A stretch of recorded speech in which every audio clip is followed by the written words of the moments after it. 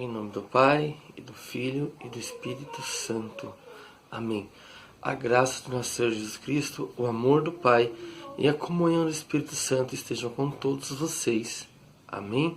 A paz de Jesus e o amor de Maria Santíssima estejam no coração de cada um de vocês. Bom dia. Gostaria de agradecer a vocês por mais esse dia. Que hoje possamos abrir nosso coração, nosso entendimento, deixar que Deus, o Espírito Santo, venha nos conduzir, venha nos orientar um pouco mais. Estamos aí há um tempo já com a nossa catequese, ainda estamos à distância, né? Mas com a fé em Deus e obediência do povo sorocabano, na verdade, em primeiro lugar, a bênção de Deus, né? E em segundo lugar, a obediência do povo sorocabano, em ter consciência da situação que estamos passando. Não está fácil para ninguém, mas que logo possamos aí estar nos reunindo em nossa paróquia. Agradeço aí a interação de vocês essa semana que se passou, semana passada também. Alguns catequizandos entraram em contato comigo. Isso é bom. Fico feliz por isso. Também fico feliz por vocês estarem interagindo comigo através dessa forma, né? É uma situação meio difícil para todos, para vocês também, para mim, né? É um pouco difícil para todo mundo essa situação que estamos passando nesse momento. Mas nada que a gente não possa vencer aí junto com Deus. As nossas orações, como a gente comentou semana passada, que a oração ela tem poder, não é verdade? E futuramente eu conto um pouquinho para vocês em relação a uma coisa da minha vida, né? Através da oração aí, que hoje, com a graça de Deus, estou aí nos caminhos do Senhor e evangelizando, levando aí a palavra de Deus através da catequese, através do ministério de pregação. Dois chamados que Deus prometeu para mim e vem se cumprindo aí ao longo dos anos aí. Hoje, graças a Deus, com 38 anos, levando e evangelizando todo mundo aí. Bom, semana passada a gente falou um pouco sobre a oração. Também falamos que foi a oração que o próprio Cristo nos ensinou, não é verdade? A oração que está bem explícita na Sagrada Escritura. Também temos aí, comentei com vocês sobre a oração da Ave Maria, que ela não está bem detalhada, mas está na Bíblia também. Só reforçando, é um tema para uma catequese mais para frente aí, onde iremos falar sobre a oração da Ave Maria e também os dogmas marianos. Ok? Bom, hoje iremos falar sobre uma pessoa muito, mas muito importante para cada um de nós. E essa palavra, eu quero que vocês olhem essa imagem e vocês pensem um pouquinho e reflitam, e exatamente sobre ele que iremos falar, ok?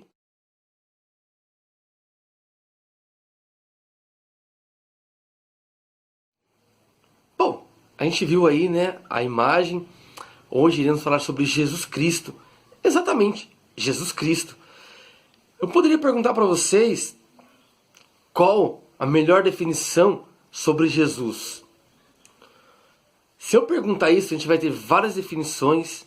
Cada um vai falar o que é Jesus para vocês, individualmente, em grupo. Mas irá ficar uma pergunta, uma resposta meio mecânica. Algo que a gente ouviu na catequese outras vezes. Jesus é o Salvador. Jesus é o meu melhor amigo. Jesus é meu companheiro. Jesus é o que está sempre comigo. São respostas e definições que, ao eu falar, vai acabar ali. Não vai ter mais sentido nenhum. Não vai ter mais lógica nenhuma. Não é verdade? Porque Jesus é tudo isso. Ele é o nosso Salvador. Ele é o nosso amigo. Ele é o nosso conselheiro. É Ele que está sempre com a gente. Porém, o que Pedro falou no Evangelho passado? No domingo passado, quando aí celebramos aí a festa de São Pedro e São Paulo. Quando Jesus perguntou, Pedro respondeu, olha, tu és o Messias, o Filho do Deus vivo. E acabou por ali. Não teve mais diálogo, não teve mais conversa. Jesus instituiu, através de Pedro, a sua igreja. Quando ele falou assim, Pedro, tu és pedra, e sobre essa pedra edificarei a minha igreja. E nem nada poderá destruir. Não é verdade? A igreja católica aí vem passando há muitos anos. Católico vem do católicos, que quer dizer universal. Então, a igreja católica ela vem de muitos anos. Não é verdade? Então Jesus nos deixou aí também muitos ensinamentos. Como a gente comentou, a oração do Pai Nosso. Mas Jesus também deixou para nós parábolas. O que seriam essas parábolas? Seriam pequenas histórias onde Jesus quer passar para nós ensinamentos de formas mais diferentes.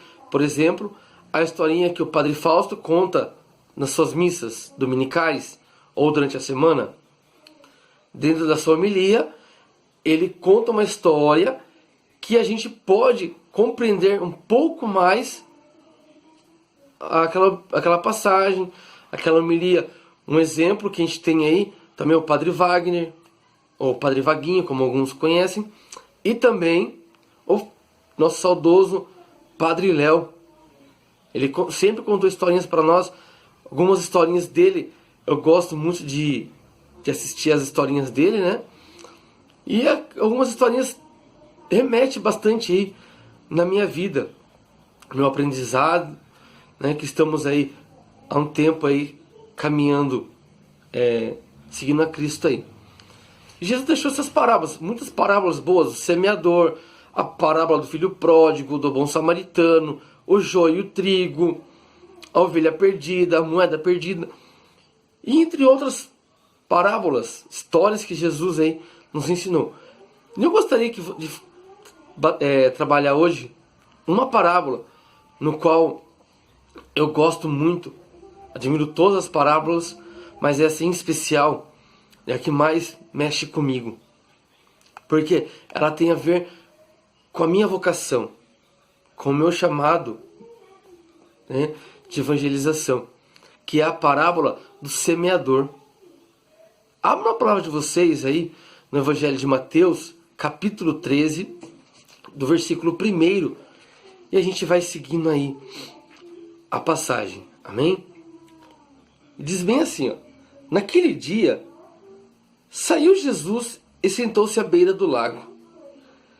Acercou-se dele, porém, uma tal multidão que precisou entrar numa barca. Nela se assentou, enquanto a multidão ficava à margem, e seus discursos foram uma série de parábolas.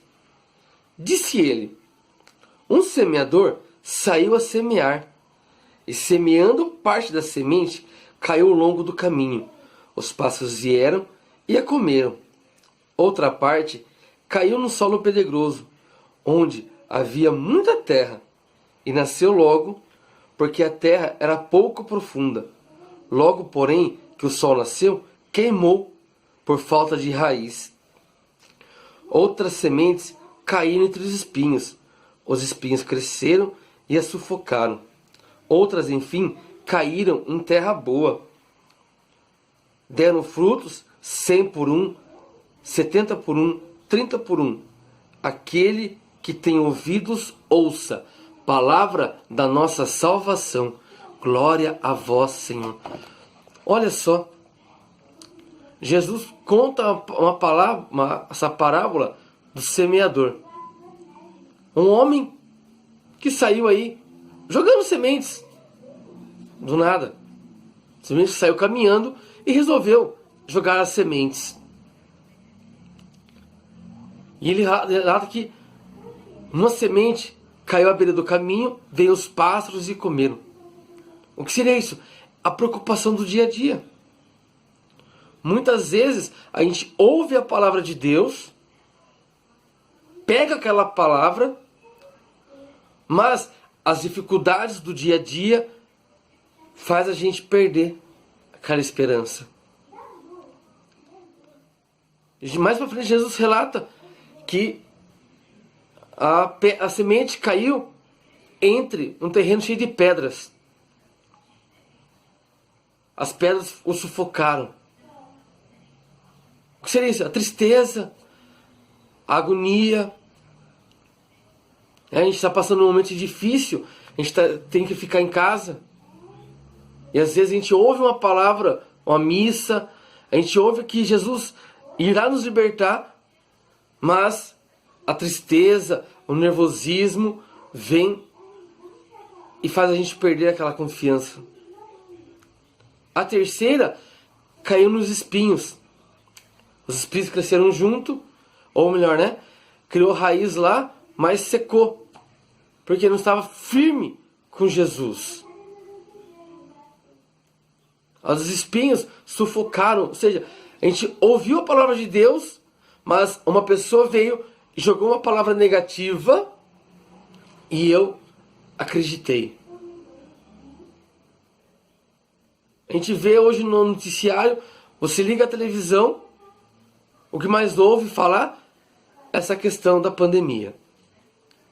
Claro, como cristão, a gente sabe que Deus irá nos ajudar, mas também a gente tem que ter um pouco de bom senso.